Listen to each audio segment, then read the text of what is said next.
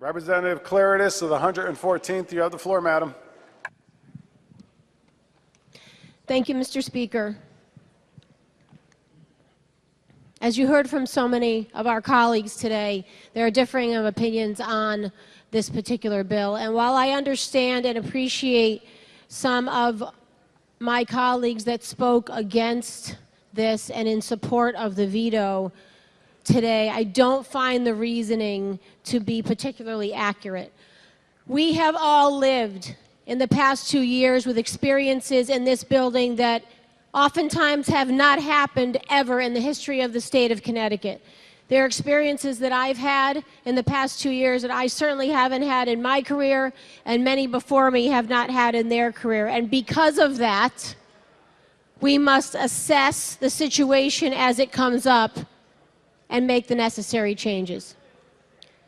We have talked about predictability and sustainability, and I know some of my colleagues on the other side of the aisle have actually taken those terms and used them. If you believe that we owe our towns and cities that predictability, if you believe, as we've talked about, towns and cities pass budgets, they sit around there sitting on their hands waiting for us to do our job. Last year that took way too long. And they were forced to make decisions they've never made before and do it in different ways. They've never done it before, but they did that because of the circumstances of this state. And we understand that whether it's education, whether it's overall town aid, whatever the case may be, there have been cuts and there will be cuts overall.